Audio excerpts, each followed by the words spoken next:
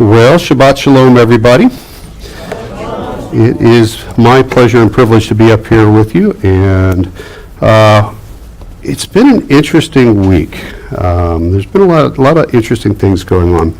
And we have been in celebration this week of the 242nd anniversary of the signing of the Declaration of Independence. And it's important to recall the hand of God in the founding of our great nation. You see, forgetting that which God has done for us to bring our nation into existence provides the foundation for eliminating God from the consciousness of the people of this nation. A nation birthed by and for God's purposes. A nation here only by the grace and mighty hand of God. Take heed lest you forget the things your eyes have seen, and lest they depart from your heart all the days of your life. This, the word of God given to Moses for the children of Abraham, Isaac, and Jacob, relevant then and relevant today for the children of Abraham by faith, relevant to those whom God has chosen to be a kingdom of priests, a holy nation. All right.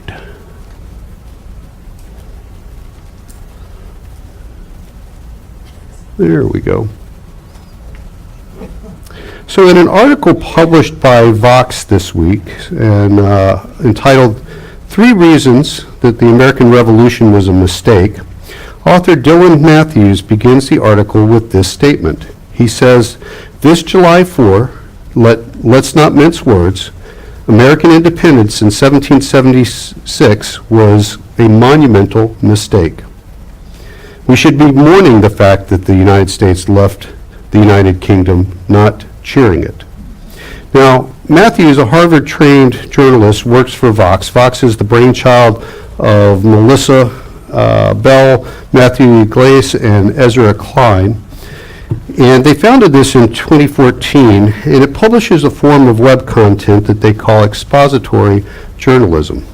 Their motto is "Today Explained," and they've crafted a way of controlling definitions across all of their contributors to ensure that a unified message that enables them to explain the news and other things from a single viewpoint, and that viewpoint being progressivism.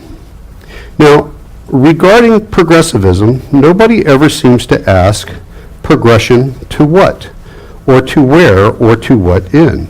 And what compass will we be using to determine in which direction we are to progress? These questions are not asked, though. They are at the heart of progressivism.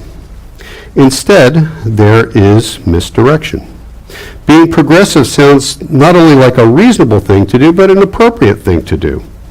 After all, in the English language, the opposite of progressive is regressive, going backwards. Here it's vitally important to remember that progressivism is the moniker that has been applied, the intentional word choice used to label an ideology. And it's been chosen exactly because the decoupling of the word from the identification of the goal brings an immediate embrace. Like much of what progressives do with the language, one can paint this word with anything, and it allows for the manipulation of people by the very fact that the direction you think you want to go and the direction that they will take you are likely two very different directions. Still, it remains the answer to the implied question inherent in the use of this. Do I want to be progressive or do I want to be regressive? Really, without any context in which direction to determine direction, without any compass by which we can discern direction, one would naturally think that they mean progress. That would be the natural thought. Progress of technology, progress of abilities, progress of intellect. And these sound very good. Who would not want improvement? Who would not want progress? Those are not bad things, right? And they're not. The problem is that progressivism is progressive implementation of human secularist philosophy, a philosophy that rejects not only the existence of God, but revels in the usurpation of God's role as the arbiter of truth, of righteousness, and of morals. Vox seeks to explain everything from the vantage point of being a philosophical stand-in for God, standing in God's stead to define truth, standing in God's stead to define righteousness, standing in God's stead to define morals and to redefine that which is good versus that which is evil. Human secularism is man usurping God, man crafting himself as God, a God made in man's own fallen and desperately wicked image. Now, at its heart, this is a quick explanation for why progressivism has been associated with tyranny, death, and despotism from the time of its transition from the mind of the intellectuals during the Age of Reason to its implementation to remake society starting in the French Revolution.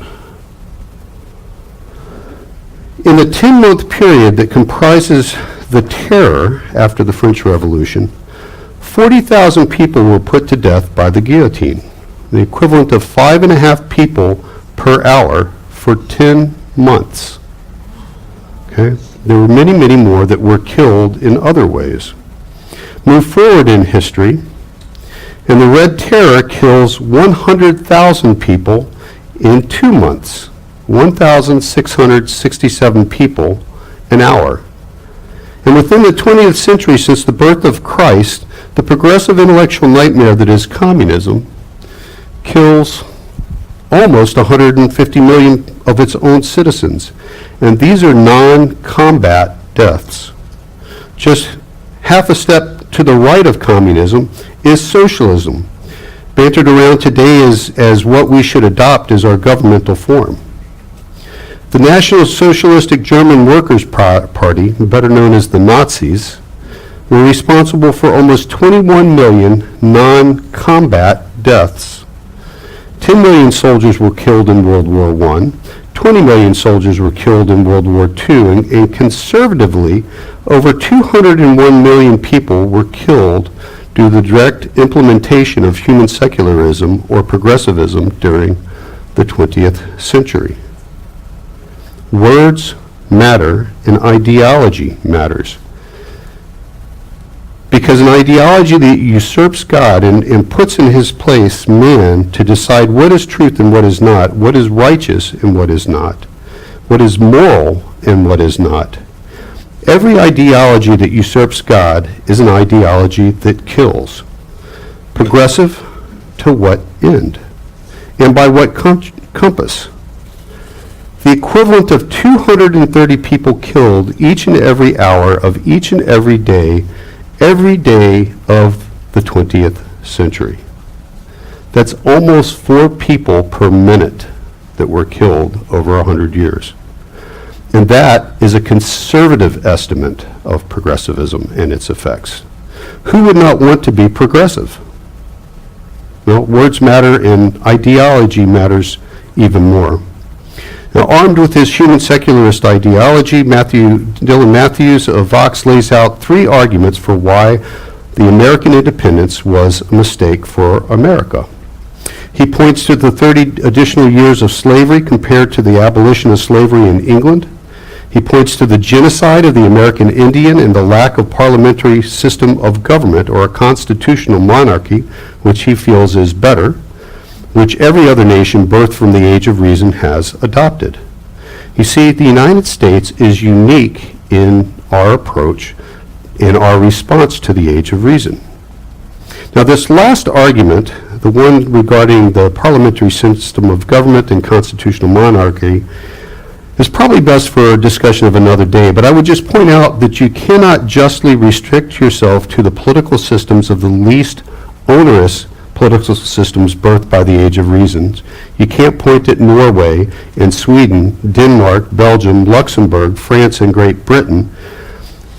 And when you have a century of human secularism that, without even including the deaths from abortion, account for 201 million people killed, 4 people every minute. Instead, let's look at his first 2 arguments. And who could argue with the evils of slavery or the systematic restriction and killing of indigenous peoples? But it's important to remember that these are not the ways of God. They are, and have been throughout history, the ways of man. They are the evil fruits of man decoupled from God. The ways of those who stand against God, not the ways of those who stand with God. You see, if we understand things as we are required to do, to shema shema to the voice of Adonai, our God, and understand the world with his eyes and his understanding and his judgment, and earnestly investigate and deeply contemplate and conform ourselves to his word, and zealously keep and protect his Torah, his law, and the covenant that he has made with each and every one of those that he has called to be a kingdom of priests and a holy nation, then regardless of all else, a person's skin color, a person's nationality, a person's sex, a person's ability or their disabilities, a person's predilection to participate in or struggle against sin, no matter what, when we look upon one another, we should see the image of Christ, the image of God, which each and every one of us has been thoughtfully and carefully crafted by God, who loves us and sent his Son to die for each and every one of us, that we might be reconciled unto him. Decoupling oneself from God couples one to oneself. This is a dangerous place to be for the individual, for the society, for a nation, and as the last century has shown, for the world. Deuteronomy chapter 4, verse 9 in the Living Translation reads, "But watch out, be careful never to forget what you yourselves have seen. Do not let these memories escape from your mind as long as you live, and be sure to pass them on to your children and grandchildren." What the Israelites had seen was the intervention of God to destroy those who had chosen the gods of the Midianite women sent into the camp by Balaam, and had refused to keep God's Torah, his statutes and his judgments. But there is more of interest as we look at chapter 4 of Deuteronomy, starting in verse 1. "And now, O Israel, shema to the statutes and the judgments that I am teaching you, and do them, that you may live and go in and take possession of the land that the Lord, the God of your fathers, is giving you. You shall not add to the word that I am instructing you, nor take from it, that you may keep the instructions, the mitzvot, of the Lord your God that I instruct you. Your eyes have seen what the Lord did at Baal Peor, for the Lord your God destroyed from among you all the men who followed Baal Peor. But you held fast to the Lord your God, are alive today. See, I have taught you statutes and judgments as the Lord my God instructed me, that you should do them in the land that you are entering to take possession of it. Keep them and do them, for that will be your wisdom and your understanding in the sight of the peoples, who, when they hear all these statutes, will say, surely this great nation is a wise and understanding people. For what great nation is there that has a God so near to it as the Lord our God is to us, whenever we call upon him? And what great nation is there that has statutes and judgments so righteous as all this ha-Torah, the law that I set before you today? Now, let me be really clear here. I don't want anybody to misunderstand. I am not in any form or fashion suggesting that America is the fulfillment of these verses, replacing the nation of Israel. Not at all. God has placed his name in Jerusalem to be the city and the seat of his power on earth, and that decree, like the Lord our God, does not and will not change. However, when the children of Abraham by faith, who love him and keep his commandments, when they turn their attention unto the Lord in any endeavor and seek his face to bring glory unto him, he will bless them and protect them actively both in that day and to bring them unto that day. And when they set about to thoughtfully and purposely create a nation that bases their laws and their governance upon their keeping the commandments of God, then they set about to do them, then they, like the children of Abraham in the promised land, will have the favor of God. Now, we talked recently about the Mincha, the body of Christ, represented with the Trinity within it. The Mincha being the true food that Yeshua talks about. We also talked about the Mesek, or the drink offering, the blood of Christ, the true drink. He says that unless you eat of my flesh and drink my blood, and he says that these are the true food and the true drink. The Mesek representing Shema, hearing God's voice, listening intently to God's voice, and then giving a considered response. And these were brought always with the salt representing faith that originates and is completed by Christ, and with frankincense representing prayer, the communication line between God and his chosen people. And these were about the covenant between man and God. They were part of that covenantal meal that is shared. The Mincha and Nesek brought with the continual ascent approach to Adonai what in the pagan parlance we would call the burnt offering, the way or the path to Adonai. Remember that Yeshua tells us that he is the way, the truth, and the life, and that we should understand these as a journey unto God in this life, the ascent approach. God gives us the true food that we need, the true drink that we need, provision without scarcity in the form of faith to meet any and every eventuality we will encounter on the journey, and an open line of communication to him to facilitate the journey. Now, in the modern analogy, he defines the triptych, the way that we should go. He gives us the true food and drink for the journey. He supplies us with a debit card of faith that has no limit, and a cell phone with a battery that never drops below 100% and always has perfect service. And anytime we pick it up and open it and speak to him, he's on the other side. Okay? That's what he's done for us. That's how he's put it together. Now, it should be no surprise that when his children have a heart and a mind inclined to the voice of Adonai, when they are actively partaking of the word of God, actively shma'ing to his voice, actively using their debit card of faith, and are a people of prayer and communication with God, it is no surprise that God would glorify himself through them. John chapter 14 tells us as much. Jesus said to him, I am the way, the truth, and the life. No one comes to the Father except through me. If you had known me, you would have known my Father also. From now on you do know him and have seen him.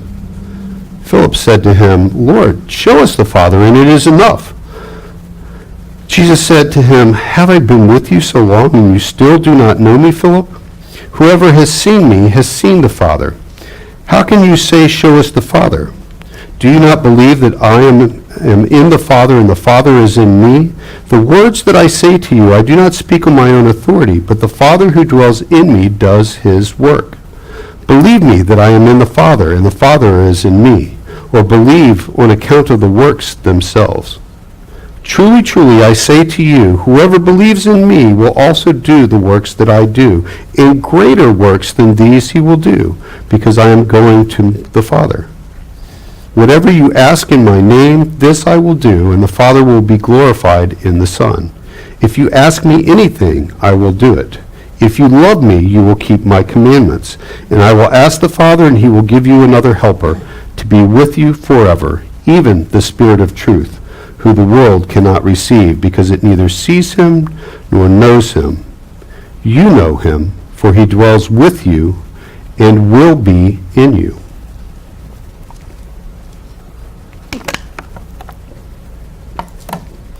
This country was established by godly people, and that doesn't mean that everybody here was godly, but the people that were actively involved in the formation of the country and the government were people who loved Christ and kept his commandments. They were actively partaking of his word. They were actively shma'ing to his voice, actively walking in the way of Adonai. They were actively using the faith they had been given from Christ, and they were actively on their knees in prayer. Now, this does not mean that any of them were perfect, or that they didn't have faults, some of them great faults. But they had a mind to take that which they saw in Scripture and implement God's laws, establishing the framework in the governance of this nation. And this stands in stark contrast to the other fruit of the Age of Reason, the French Revolution, the seeds of socialism and communism. In the first 100 years after the American Revolution that began July 4th, 1776, the Americans remembered and were taught about the ways in which God had intervened in the affairs of man to bring into existence and to preserve this nation as it was being founded. In the last 100 years, much effort has been placed into removing the remembrance and removing God from the consciousness of our nation, to set the people of this land on a different path, a broad path, feasting on self-help books and human secular babble, drinking the spoiled wine of the wrath of God, and drinking it fully. They walk without provision for their journey and without a means of communication. They are lost and on a broad path that leads to destruction. They have not taken heed of the things that their forefathers saw. They have refused not only to hear of them, but to have their children and grandchildren hear of them. But the accounts of what transpired in the founding of the nation have not been lost, for they have been written down, and at least for now they're still available to us to read and to contemplate and to marvel over. So we're going to look at a few of those today. Now, if you remove George Washington, the man that Dylan Matthews of Vox, if he had his way, would have assumed the new American throne or stayed with Britain entirely, forever sealing our country's fate as a constitutional monarchy. If you remove George Washington, where would the revolution have been? Where would the first presidency have been, and the establishment of president that you only do 2 terms, unless you're Roosevelt? The British knew that it would be over, and we shall see that they successfully orchestrated that not just once, but not just twice, but 3 times during the War of Independence. They orchestrated to capture George Washington. And that would have occurred had it not been for the intervention of God. But before we look at those acts to save George Washington and the Continental Army, we should look upon a battle of George Washington's youth. As a 23-year-old colonel fighting for the British in the French and Indian War, it was at the Battle of the Wilderness, also known as the Battle of Braddock Fields for the general that died there, and also known as the Battle of Monongalia, near the confluences of the Allegheny and Monongalia rivers to form the Ohio River, where modern-day Pittsburgh stands today. In 1755, the providential hand of God would first save the man who would lead the Continental Army in war and lead our country as its first president in peace. The battle was a disaster for the British. They were skillfully set upon by a smaller force of 637 Indians, 108 French Marines, and 146 French-Canadian militia, putting the 1,300 British regulars and provincial militia to flight. The British had every one of their officers on horseback shot and wounded or killed, every one of them except for Colonel George Washington, who had 2 horses shot out from under him and sustained 4 .70 caliber musket rounds that passed through his jacket, leaving him unharmed. A Native American who fought in the battle later stated, "Washington was never born to be killed by a bullet. I had 17 fair fires at him with my rifle, and after all could not bring him to the ground." George Washington, writing to his brother, stated, "But by the all-powerful dispensations of Providence," their way of talking about the intervention of God, "I had been protected beyond all human probability or expectation. I had 4 bullet holes through my coat and 2 horses shot under me, yet escaped unhurt, although death was leveling my companions on every side." God's providential hand at work in 1755 would also protect him 3 times from capture from the British during the War for Independence. The summer of 1776, at the Battle of Brooklyn Heights at the western tip of Long Island, the British successfully landed 15,000 soldiers to the east of Washington and the 8,000 Continental troops that are with him. Now, General Cornwallis had over 400 ships in New York Harbor, and he attempted to move them to block Washington's retreat.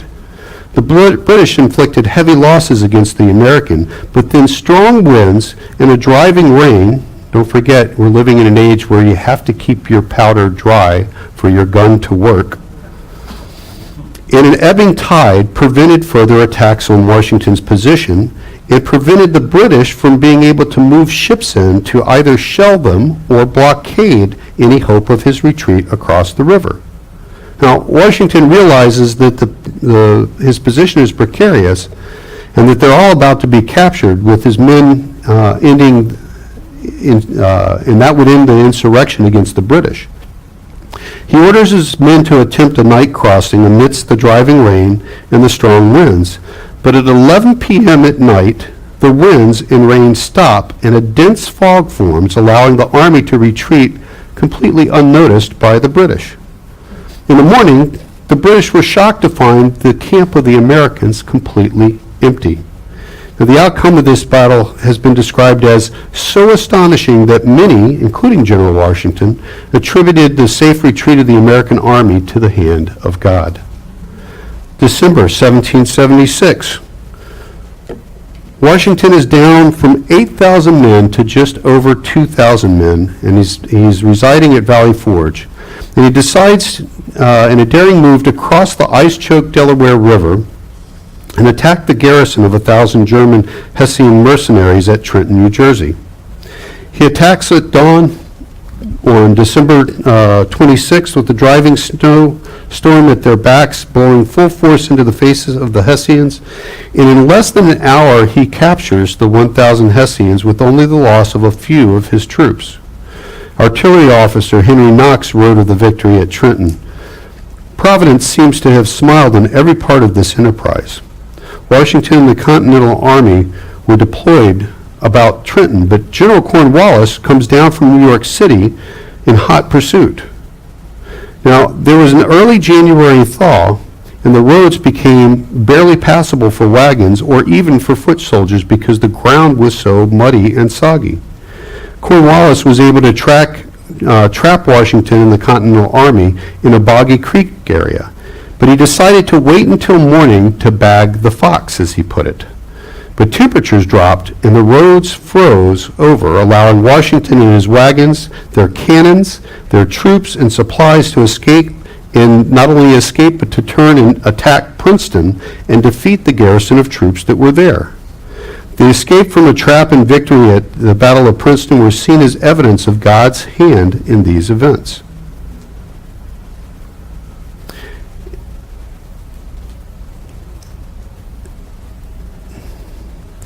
In the fall of 1780, West Point on the Hudson, General Benedict Arnold had defected to the British for the sum of 20,000 pounds sterling. It's about $3.65 million in today's dollars.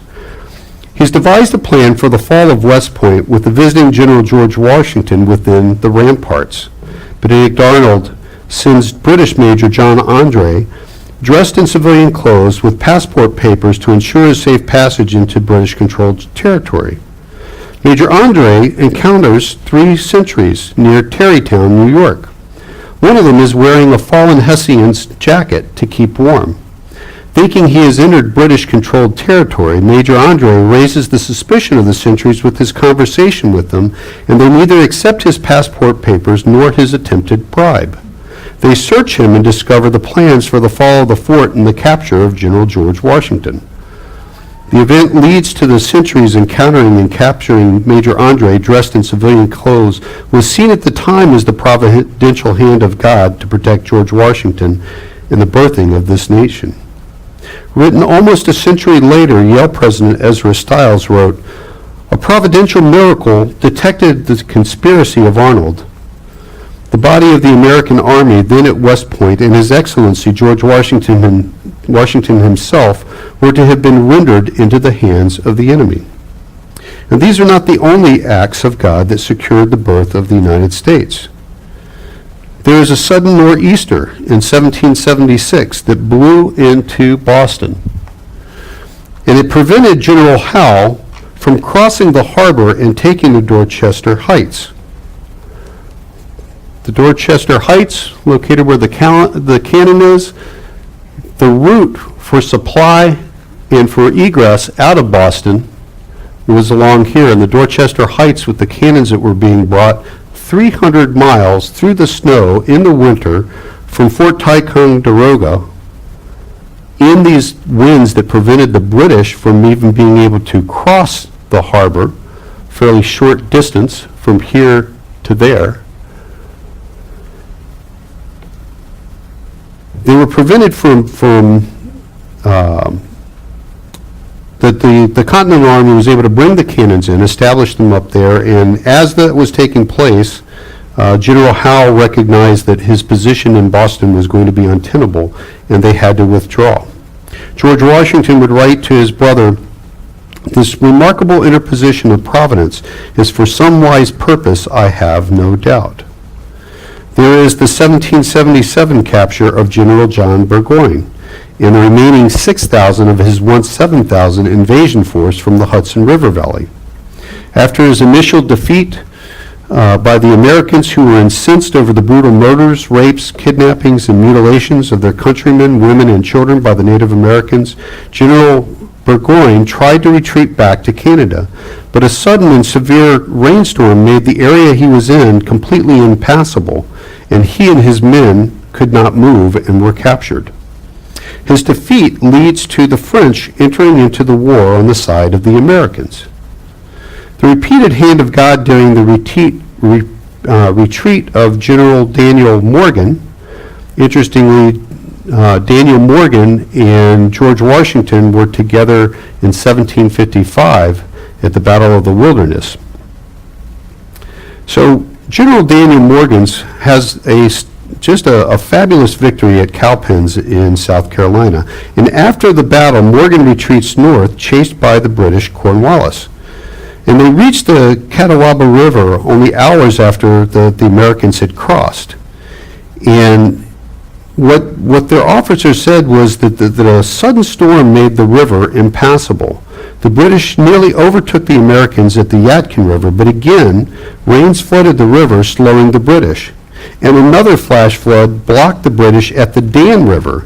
So 3 rivers in a row, the Americans were able to get there, get across, and as soon as they crossed, the rivers flooded to prevent the British from catching them. And they proceed to make their escape. The British cross. They get to the next river, the same thing happens. They get to the next river, the same thing happens. But in this case, it says that the Dan River, allowing the Americans to cross into friendly territory in Virginia. He says, here the Royal Army, and this is General Henry Clinton describing the events, and he is a British officer, he says, here the Royal Army was again stopped by a sudden rise of the waters, which had only just fallen, almost miraculously, to let the enemy over. And those are his words. Now, George Washington wrote in March of 1781, we have abundant reasons to thank Providence for its many favorable interpositions in our behalf. It has been my only dependence, for all other resources to us have failed. Now, also in the Battle of Yorktown, God's hand in the odd winds that blew in the North Atlantic as the British and French fleets were battling out in the North Atlantic. The British were trying to resupply both materials and soldiers to Yorktown, and had they been able to do that, they would have been able to turn the tide of the battle. Now, the winds became really erratic, and the French fleet and the British fleet were tied up together. And the winds were so erratic that a second French fleet that was passing was able to pass through the area, and the British couldn't do anything about it. And they were able to sail into the mouth of the Chesapeake Bay and provide a blockade that now prevented the British from resupplying Fort Yorktown. Cornwallis, fearing encirclement by the French and American forces, attempted at nighttime to evacuate Yorktown. Now, why not? It had worked for Washington. God allowed the first group of troops and supplies across the river. But a sudden gale-force rainstorm blows the second group down the river, losing both men and cargo. Cornwallis is left with his men and materials scattered in insufficient numbers to either hold Yorktown or to leave it. And he surrenders the very next day because he had no other options. And that brought to a close the hostilities of the Revolutionary War. Now, George Washington, looking back over the War for Independence, wrote, "It will not be believed by such a force as Great Britain has employed for 8 years in this country could be baffled in their plans of subjugating it. The singular interpositions of Providence in our feeble condition were such as could scarcely escape the attention of the most unobserving, while the perseverance of the armies of the United States through almost every possible suffering and discouragement for the space of 8 long years was little short of a standing miracle." There are a number of good books written about the intervention of Providence, that catchphrase for the intervention of God during the Revolutionary War, America's Providential History, The Weather Factor, and also Miracles in the American History. Now, turning our attention back to Deuteronomy chapter 4, verse 9. If we looked at this in the Hebrew, it reads, Rak Hashamer Lecha Ushmoror Nafshika, and that means, but zealously guard to you and zealously keep your soul. My tongue is sticking to the back of my throat for the Hebrew. Moen pen kahak et hadaba rim asher ra ueneka. Boy, am I butchering that. Especially lest you are forgetting the things which your eyes saw. Ufin yasaru milva ka kol lime ka ya ye ka, unless they are withdrawn from your heart for all the days of your life. V'hodatham lebaneka v'lebnei baneka, and you make them known to the sons of you and to the sons of the sons of you. Now, notice the beginning. Rak Hishamer Lekam Ushmor Nafshika, but zealously guard to you and zealously keep your soul. It's a personal thing to do. To remember what the Lord has done, not just for the nation, but for you personally and for your soul. Because as the soul is not guarded and zealously kept and protected, the same word that is used to convey the idea of the guards who zealously keep and protect the tomb of the unknown soldier in Arlington, Virginia. If your soul is not zealously kept and protected, then seemingly inviting thoughts and other ideas will enter into one's soul and progressively move one from the narrow path, the path of Adonai, onto the paths of man, the broad path that leads to destructions. Words matter and ideas kill. Rak Hishamer Lechaim Ushmor Nafshika, but zealously guard to you and zealously keep your soul.